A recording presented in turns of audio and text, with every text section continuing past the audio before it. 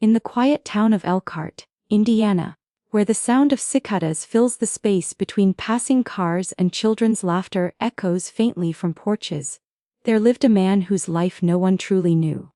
My father, Harold Brennan, wasn't the kind of man who spoke much. He fixed things, mowed the lawn with quiet precision, and always made sure we had food on the table. But behind the firm handshake and dusty work boots was a story none of us bothered to ask about. Until it was almost too late. I always thought I knew my father. Every Saturday morning, like clockwork, he'd sit on the old wooden bench beneath our porch, sipping black coffee from a chipped mug with the words, "Fading Dad." Fading from years of dishwashing. He never missed a morning, even in the dead of winter. He'd sit there, staring off into the distance like he was waiting for someone, or something, to come back. As a teenager, I used to think he was just brooding, maybe thinking about bills or aging knees. But now, sitting in that same spot, older and lonelier than I ever thought I'd be, I understand. He was keeping something buried there. Beneath that porch, beneath those eyes, beneath the gravel of his voice. It started the week after his funeral. Mom had passed years before, and I was the last one left to clean out the house. I wasn't ready. Not for the dust, not for the silence, and certainly not for what I found in a locked box under the floorboards of the porch. It was heavy, made of old cedar and iron. Inside a faded army badge, a stack of letters tied in red ribbon, and a photo of a woman I'd never seen before, standing beside a younger version of my father in uniform. My hands shook, my stomach turned. My father had served in a war he never told us about. And who was the woman smiling beside him? I read the first letter. It was dated May 22, 1983, long before I was born. It started simply, "Dear Ellie, I wish I could say everything turned out like we hoped, but you and I both know life doesn't wait for happy endings. Ellie." A name I'd never heard in our house. The porch suddenly felt different. Like it had been watching me all along. Like it held every secret he never had the courage, or the permission, to tell. And for the first time in my life, I realized I had no idea who my father really was. Growing up, I used to wonder why my father never yelled. Even when I broke his favorite wrench trying to fix my bike or shattered the living room lamp playing football indoors, he never raised his voice. There was no fire, no fury, just a deep, almost eerie silence, a long stare, a slow breath. Then he'd simply get up, fix whatever I'd broken, and return to his chair on the porch. As a kid, I thought that was strength. As an adult, I began to suspect it was something else: containment. He was a man of few words, but when he spoke, they landed with the weight of stone. Finish what you start. Never leave a man behind. Always check your oil. Little pieces of his philosophy. Like breadcrumbs through the forest of his life. I used to collect them like treasures, trying to decode the man behind the calloused hands and the stoic eyes. But now, holding those letters in my lap, I realized something chilling: most of who he was, he had left behind. Somewhere far away. Somewhere war-torn. Somewhere called Ellie. The second letter hit me harder. Ollie, they told us it was a simple mission. Drop in, extract, get out. They didn't tell us about the children. They didn't tell us the village would burn. I stopped reading. My father had carried this, alone, for decades. Suddenly, the puzzle pieces of my childhood shifted. His aversion to fireworks. The way he flinched when a car backfired. Why he always checked the locks twice before bed. Why he never watched war movies. Why, one Christmas, when I unwrapped a toy rifle, he stood up from the table and walked outside into the snow barefoot. He wasn't angry. He was haunted. My mother never spoke of any of this. I don't know if she knew. But now I started seeing cracks in the walls of our home. The quiet arguments behind closed doors. The sleepless nights. The scar across his ribs he once told me was from a work accident. It wasn't. It was from a place we were never meant to know. A past he had sealed like that box. Buried under the porch, beneath layers of everyday life. But pain has a way of leaking through. And suddenly, I wasn't just grieving my father's death. I was grieving the version of him I'd never met. The version that cried in the jungle. Wrote love letters to a woman named Ellie. And came home to live a life that must have felt like someone else's. There's something eerie about remembering a moment that felt so ordinary, only to realize later it was anything but. It was a Thursday. Cold, overcast, with that kind of Midwest humidity that makes your bones ache. I had stopped by the house unannounced, carrying a sack of takeout and a bottle of cheap red wine. My wife had just left me, and I was spiraling. So naturally, I went to the one place that always felt steady. Dad opened the door, nodded once, and stepped aside. No hug, no questions. Just a silent welcome. That was his way. We sat down at the old pinewood table, the one with the scorched corner from a candle I knocked over as a kid. We ate in silence, the sound of plastic forks scraping takeout containers our only soundtrack. Halfway through the meal, he surprised me. He spoke. You ever wonder what makes a man stay silent? I paused, mouth half full of chow mein. I chewed slowly, unsure if it was rhetorical, but he looked up at me, really looked, and I realized it wasn't fear. I guessed. He gave a quiet grunt. Then, shame. That was all he said. He didn't elaborate. He didn't explain. And I didn't ask. I wish I had. Because that night, after dinner, he did something else he never did. He hugged me. Tight. Held on a little too long. I remember smelling the faint scent of motor oil and pine soap. His hands trembled slightly. And the next morning, he was gone.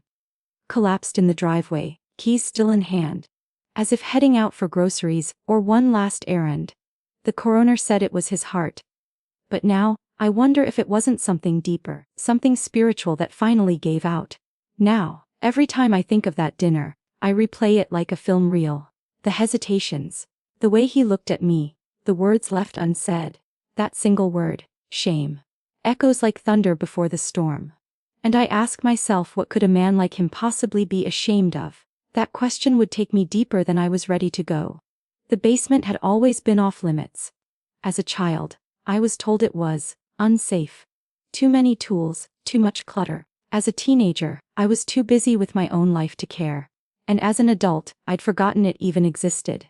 Until the day I returned alone, key in hand, and grief heavy in my chest. The house creaked like it remembered me. Dust floated through the air like it had been holding its breath for years. I made my way to the basement door, hesitating for a moment before unlocking it.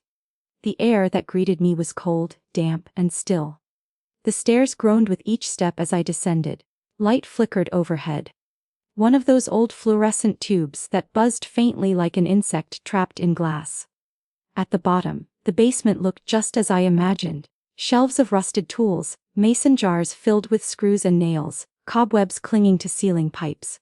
But one thing stood out, a small workbench against the far wall. Clean, organized, too pristine for a man who never had guests and rarely came down here. And on it, another box. This one wasn't locked.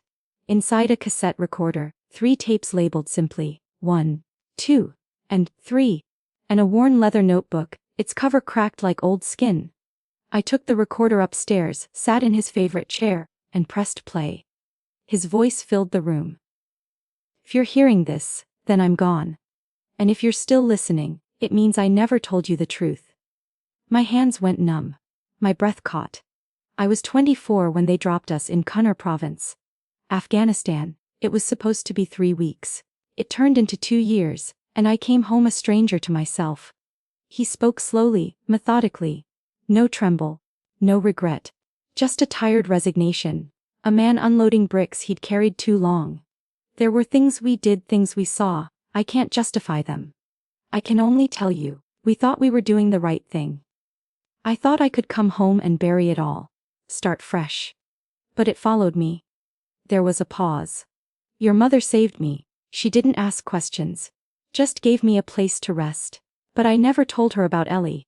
Or about what happened on March 3, 1984. The tape clicked off. I stared at the machine, heart pounding. Not sure whether I wanted to hear the rest. Or run from it forever. Because suddenly, the basement wasn't just a storage room. It was a confession booth. And my father was finally speaking. I didn't press play on the next tape for 3 days. I carried it around in my jacket pocket like a stone. Heavy, present, cold. Part of me didn't want to know more. Knowing meant reevaluating every memory I had of my father. It meant seeing him not just as dad, but as Harold Brennan, soldier, survivor, maybe even a man in love with someone else before mom.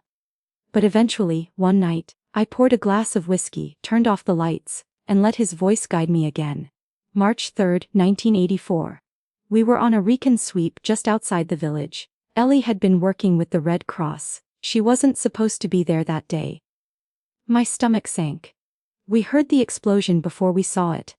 I ran, blindly, found her pinned beneath rubble. She was still breathing. The tape grew quieter. He coughed, cleared his throat. Carried her for 2 miles to the evac point, but there was only room for one. I put her on the chopper and I stayed behind. Silence. She made it. I never saw her again. I sat there, stunned. My father, who barely left the county in 30 years, had once chosen to stay behind in a war zone, alone, so someone else could live. He never got a medal for that, never mentioned it, never used it as a way to win an argument or impress a room. He just kept it, inside. And what's worse, he never looked for her. Not after, not ever. I didn't want to know if she forgot me, or if she didn't make it anyway. I wanted to believe she lived. That was enough. I cried for the first time since his funeral. Because I realized something I never saw when he was alive. My father had built his life, not on the pursuit of happiness, but on the pursuit of atonement. Every school lunch he packed, every coat he bought for winter, every engine he fixed for a neighbor. Those were his penance. He gave up the life he might have had. The love, the passion, the freedom, for a life of quiet duty. And suddenly, I wanted to live differently. Not selfishly, but fully. Because someone like him had shown me what it meant to give everything, and never ask for anything in return. And maybe now, it was my turn to make it mean something. There's a photo in our family album I used to flip past without a second glance. Dad, standing in front of an American flag, his hand over his heart, his eyes unreadable. I always assumed it was from some local event, maybe Memorial Day at the town square. But now I knew better. I looked closer. His uniform didn't quite fit the timeline, the patch on his sleeve wasn't standard, and the faint outline of a scar on his temple, one I'd never asked about, was front and center. This wasn't a celebration. It was a farewell. I went back to the basement, flipping through the leather notebook. It wasn't a journal. It was a ledger. Pages upon pages of names, dates, coordinates, and in the margins, notes in a shorthand I couldn't decipher. But a few phrases stood out in plain English. Op Blue Sand, no civvies evacuated. Hassan tried to warn us. 3 left behind. I was 1. Every line whispered ghosts into the room. And then, at the bottom of the last page, freedom isn't free. It's paid in silence, in blood, and in birthdays you never get to celebrate. He had paid for mine, for all the years I laughed while he sat quietly. For the graduations, the broken hearts, the drunken mistakes. He had stood behind me like a fortress, never asking for gratitude. Because in his mind, this life, my life, was the only redemption he'd earned. The freedom I enjoyed had been built on the ruins of his past, and for the first time, I felt the weight of that dealt, not in guilt, but in purpose. I didn't want to just remember him. I wanted to carry what he carried, and finally lay it to rest. I found the envelope tucked between the last pages of the notebook. Yellowed, brittle, edges curled like it had been waiting decades to breathe again. No stamp, no address. Just one word written in careful cursive on the front. Ellie. My hands trembled as I unfolded it. His handwriting was neat, precise, almost too perfect, like he'd rewritten it a dozen times, but never had the courage to send it. Dear Ellie, I see you sometimes. Not in person. In dreams, in quiet moments, in the steam of my coffee. You haven't aged in those visions. You're still wearing that red scarf, still laughing at my terrible pashto, still calling me, Brennan. Like it meant something more than a name. I paused, breath catching. This wasn't just nostalgia. It was ache. You once asked me what I'd do after the war. I said I didn't know. That was a lie. I wanted a house with you, a dog, maybe. Kids if we were lucky. I imagined you gardening while I hammered things I didn't know how to fix. I imagined peace. But peace never came. He wrote about the evacuation. About the chopper. about how he watched her fade into the clouds, and how part of him stayed in that valley. I couldn't follow you. Not because I didn't want to. But because I didn't deserve to. Not after what we did, or what we didn't do. I stayed behind. Not as a hero. But as punishment. Tears blurred my vision. I don't know if you made it. I don't know if you forgave me. But I want you to know. You were my last good memory. He signed it simply. H. I stared at the letter for a long time, wondering how a man could carry that kind of love. And that kind of loss. Through a lifetime of silence. Never giving it shape. Never releasing it into the world. He could have sent it, but maybe he knew something I didn't. That some stories are too sacred for the mail. That some ghosts are meant to rest in ink, folded away in the corners of basements and broken hearts. Still, I couldn't let it end there. Because if she was still alive, Ellie deserved to know, and maybe I needed her to know too. I used to think my mother was cold, not unkind, just distant. She kept our house spotless, our bills paid, and our dinners warm, but she rarely hugged me, rarely said, "Proud of you," and never, ever, talked about the war. I assumed she didn't know, or didn't want to, but grief has a cruel way of peeling back old layers. A week after finding the letter to Ellie, I opened Mom's sewing chest. It had sat untouched in the corner of her old bedroom since she passed. Still smelling faintly of lavender and starch. I was looking for closure. What I found was truth. Beneath a false bottom in the chest, wrapped in plastic, was another letter. Addressed not to Ellie, but to my mother. It was dated 1991. Helen, I know I promised you honesty, but some truths are too heavy to hand off. You once asked me about the scar on my side. I told you it was from fixing a pipe. That was a lie. It was from Cooner, from the night I stayed behind. I read it with shaking hands. Never stopped thinking about her. About Ellie. But I also never stopped loving you. You took me in when I was more ghost than man. You gave me peace I didn't earn, and a son I didn't deserve. A son. Me. He chose to stay. To bury the past. Not because it didn't matter, but because it did. Because he wanted to give me a life unburdened by war. And Mom knew. She knew everything. And chose to love him anyway. That realization shattered something in me. All those quiet nights, when I thought she was cold. She was carrying his pain, too. All those times she seemed tired, distracted, unreachable. She wasn't distant.